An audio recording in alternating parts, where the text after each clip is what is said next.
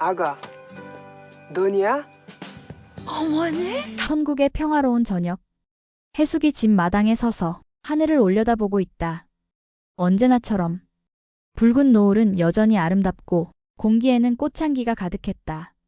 그런데 갑자기 해숙은 뭔지 모르게 불안하고 가슴도 벌렁거리기 시작했다.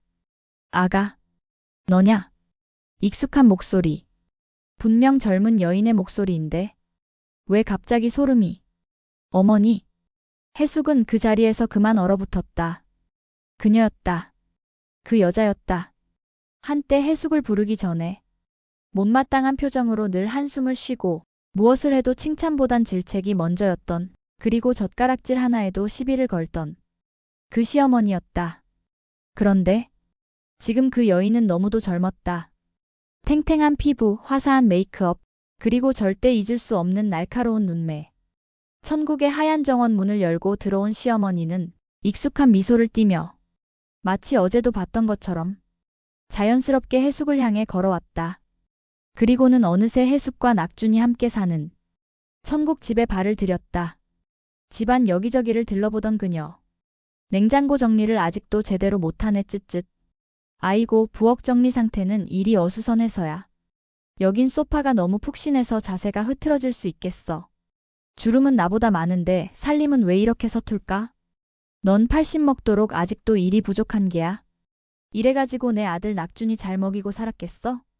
그리고 네가 우리 낙준이 지옥까지 끌고 갔다며? 에구, 착한 내 아들. 쟤 때문에 왜 그런 고생까지 했다냐? 쯧쯧.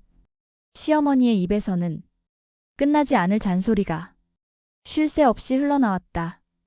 해숙의 천국살이는 그렇게 시집살이로 바뀌었다. 그나저나 넌 어째 이런 모습인 거냐? 늙은 나보다 주름이 더 많네.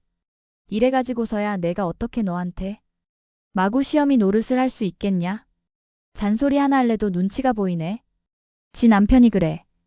늙은 80세 노인 모습이 이쁘다고 했다고. 진짜 그 모습을 선택하다니.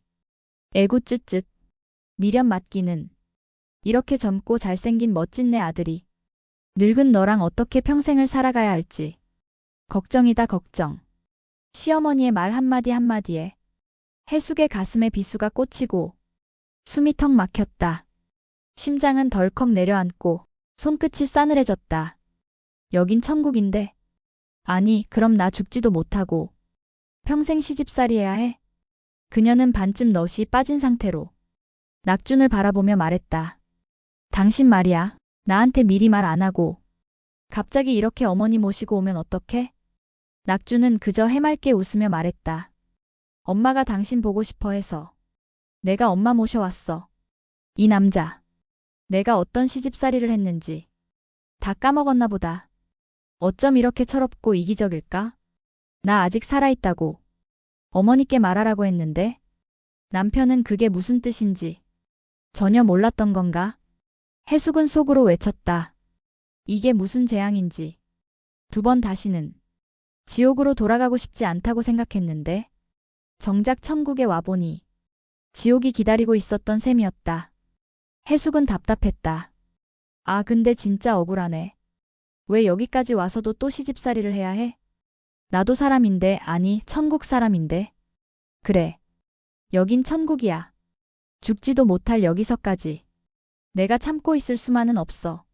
나 이래봬도 80평생을 살아온 사람이야.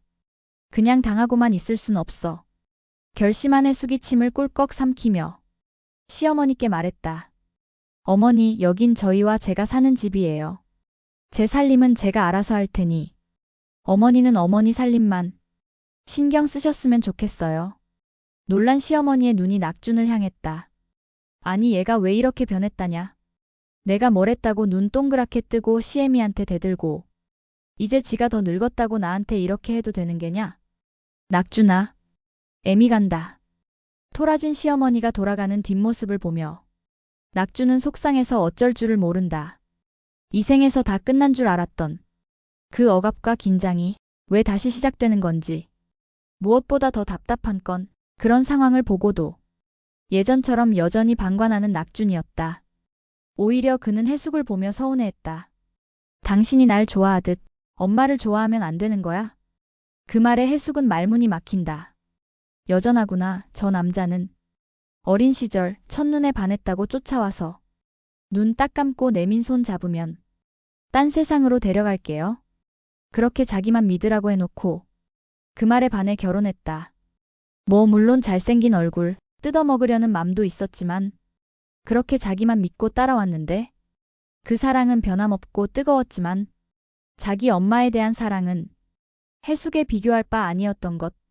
그렇게 무한희생을 강요한 낙준에 의해 짧고 굵은 지옥 시집살이를 견뎌야 했다.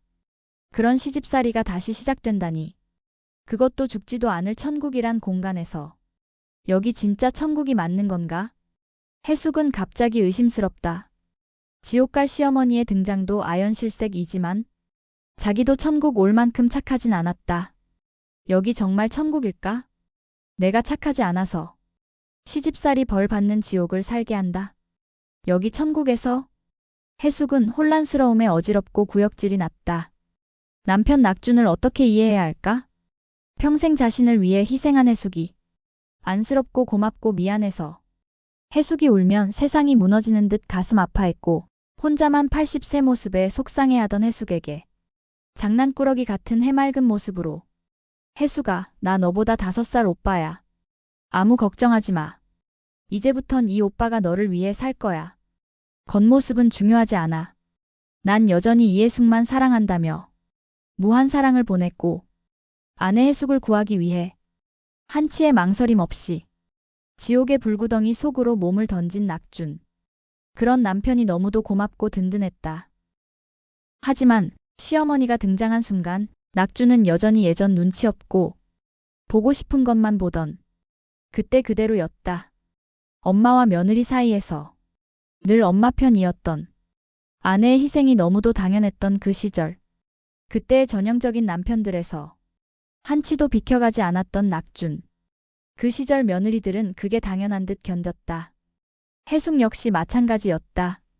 무슨 선택권이 있었어야 말이지. 요즘 같으면 상상도 할 수 없는 일이 그때는 당연했던 시절이었다. 해숙이 시어머니 앞에서 긴장감과 두려움에 말없이 고개를 떨구었을 때도 젊어진 시어머니의 주름 발언에 숨이 턱 막힌 해숙을 보면서도 눈치코치도 없이 어린 아이처럼 좋기만 한 그는 엄마도 보고 싶어 했어.